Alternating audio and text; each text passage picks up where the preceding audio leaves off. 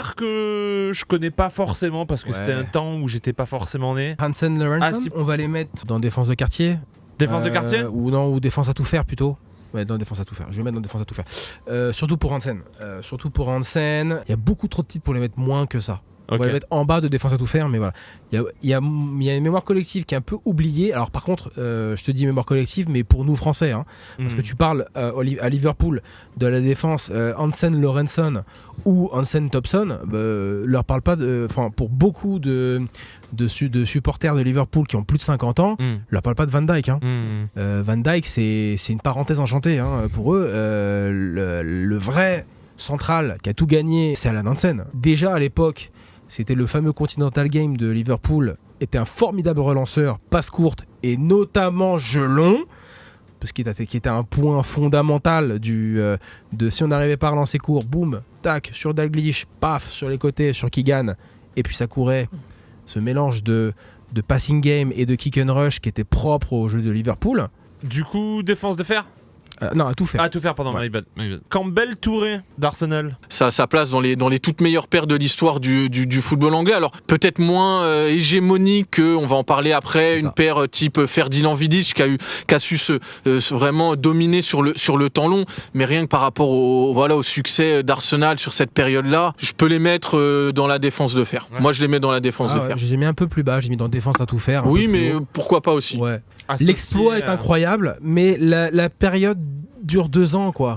Ça dure 2-3 ans, en fait. Ça dure jusqu'à une finale de C1 perdue contre Barcelone. Où Campbell avait été buteur, d'ailleurs. Où Campbell avait été buteur, tout à fait, à 10 contre 11. Moi, je l'ai mis dans un peu plus bas, parce que oui, il y a un exploit extraordinaire, qui est donc le fait d'être invincible, et de participer à ça. C'est quand même quelque chose d'incroyable. Et ils ont été décisifs. Et ils ont été décisifs dans cette... ils ont été décisifs dans cette saison-là, où ils ont marqué des buts sur le coup de pied arrêté, où ils ont aussi concédé des pénaltys que Van Nistelrooy a raté. Mais voilà, bien sûr. Mais malgré tout, oui, voilà.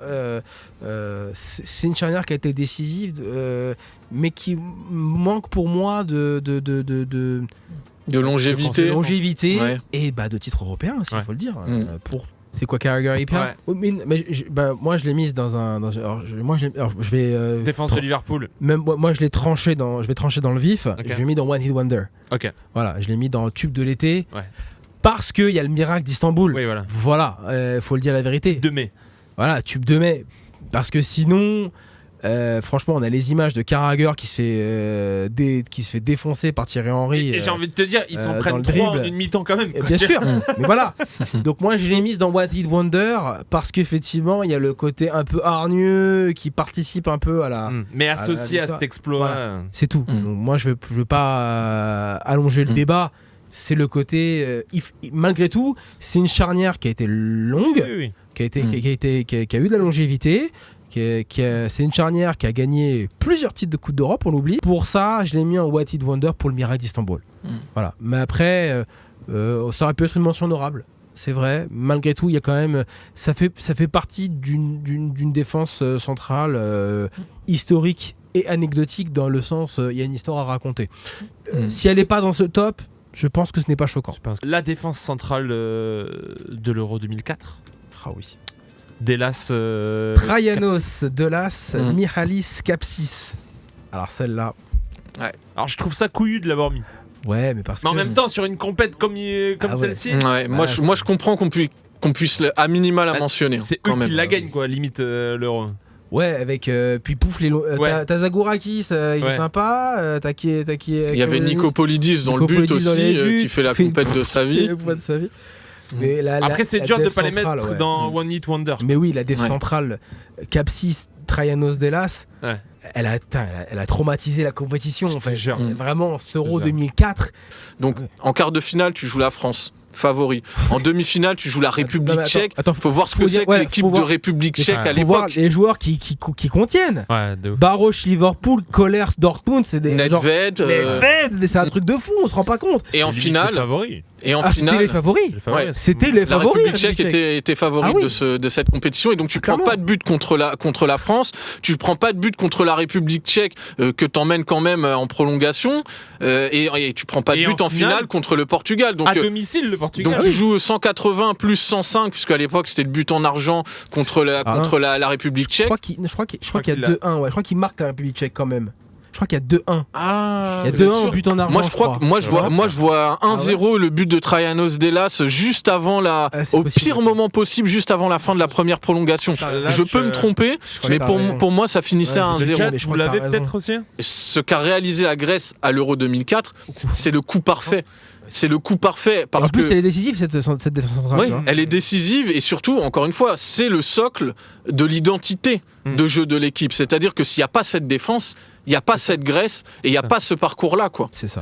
On passe au suivant, les gars. Allez. Pardonnez-moi pour peut-être la prononciation mauvaise. Gentile. Alors, et SC en italien, c'est Chirea.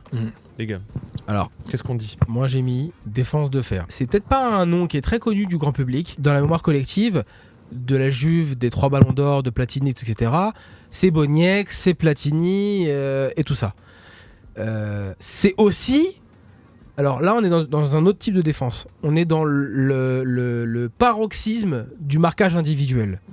Et on a une défense extraordinaire avec Chirea qui mourra malheureusement à l'âge de 39 ans, je crois, d'un accident de voiture en Pologne, ou 34 ans, je crois. Le défenseur un peu parfait, bon dans les duels, bon dans l'anticipation, bon en relance, capable de percuter, de se projeter, etc.